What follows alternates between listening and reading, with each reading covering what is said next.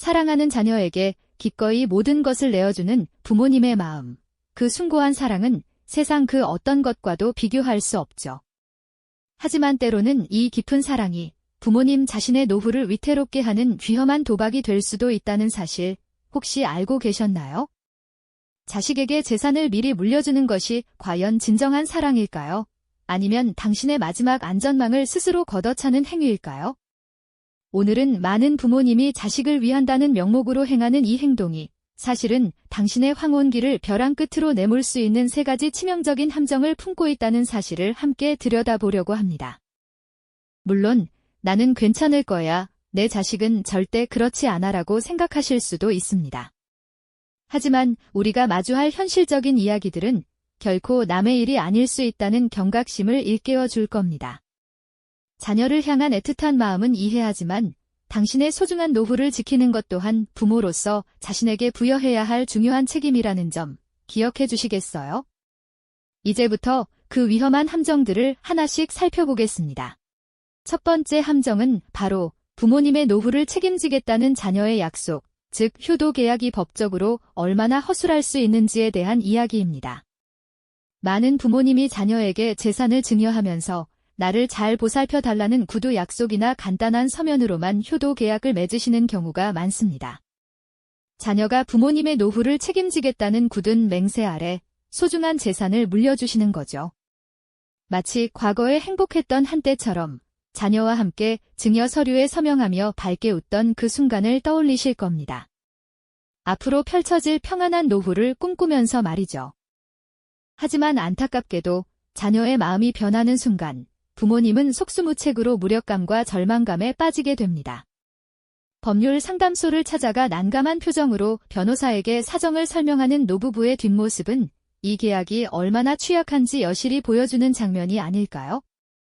증여는 이미 완료된 행위로 간주되기 때문에 일단 재산이 자녀에게 넘어간 후에는 이를 되돌리기가 하늘의 별 따기만큼 어렵습니다. 자녀가 약속을 지키지 않는다고 해서 부모님이 일방적으로 증여를 철회할 수 있는 경우는 극히 드물죠. 냉랭하게 돌변한 자녀의 태도 앞에서 부모님은 깊은 상처와 함께 쓸쓸한 뒷모습을 보일 수밖에 없습니다. 텅 빈 집에서 홀로 앉아 과거를 회상하며 내가 왜 그랬을까 후회하는 노인의 모습은 법적 보호의 허점 앞에서 부모님이 겪는 배신감과 절망감을 고스란히 드러냅니다. 자녀의 변심은 부모님의 기대를 꺾을 뿐 아니라 경제적 기반마저 송두리째 흔들어 놓는 결과를 초래할 수 있다는 사실을 우리는 간과해서는 안 됩니다. 소중한 재산을 넘겨주기 전 효도계약의 법적 효력과 그 한계에 대해 반드시 충분히 알아보는 것이 중요합니다. 자, 이제 두 번째 함정으로 넘어가 볼까요? 바로 자녀의 빚이 부모님의 빚이 될 수 있다는 점입니다. 부모님이 자식에게 모든 재산을 물려주고 나면 이제 자신은 책임에서 벗어났다고 생각하기 쉽습니다. 하지만 현실은 그리 녹록지 않습니다. 자녀가 사업에 실패하거나 예상치 못한 큰 빚을 지게 되면 부모님의 노후마저 위협받는 상황이 발생할 수 있습니다. 자녀의 경제적 어려움은 부모님의 남은 재산을 끌어다 써야 하는 상황으로 이어지기도 하니까요. 초조하게 빚 독촉 전화를 받는 자녀의 모습을 옆에서 지켜보는 부모님의 불안한 얼굴은 그 어떤 설명보다도 상황의 심각성을 잘 보여줍니다. 자녀의 사업 부도 소식은 부모님에게 망연자실한 절망감을 안겨주고 심지어 부모님의 집에 압류 딱지가 붙는 비극적인 현실을 마주하게 될 수도 있습니다. 자식에게 모든 것을 주었지만 결국 그 자식의 어려움 때문에 다시 경제적인 압박감에 시달리게 되는 것이죠. 병든 몸으로 힘들게 경제활동을 이어가야 하는 노인의 고단한 모습은 자녀의 빚 문제가 부모의 노후를 어떻게 파괴하는지 극명하게 보여주는 사례라고 할 수 있습니다. 부모님이 물려주신 재산을 지키기는커녕 오히려 부모님의 남은 삶마저 위협하는 셈이 되는 겁니다. 이러한 상황은 부모님에게 엄청난 긴장감과 초조함, 그리고 좌절감을 안겨줄 수밖에 없습니다. 사랑하는 자식의 어려움은 부모님의 평온했던 노후를 송두리째 흔들며 고통과 회한으로 가득 채우는 비수가 되어 돌아오고 말죠. 힘들게 번 재산을 자식에게 모두 넘겨주었음에도 불구하고 결국 그 자식의 빚 때문에 다시금 경제활동 전선으로 내몰리는 부모님의 모습은 우리에게 깊은 생각거리를 던져줍니다. 자식의 실패가 곧 부모의 실패로 이어지는 비극적인 현실 속에서 부모님은 그저 망연자실할 수밖에 없는 상황에 놓이게 되는 겁니다. 여기서 끝이 아닙니다. 부모님의 노후를 위협하는 또 다른 치명적인 함정이 있으니 그것은 바로 자식들 사이의 가정 불화입니다.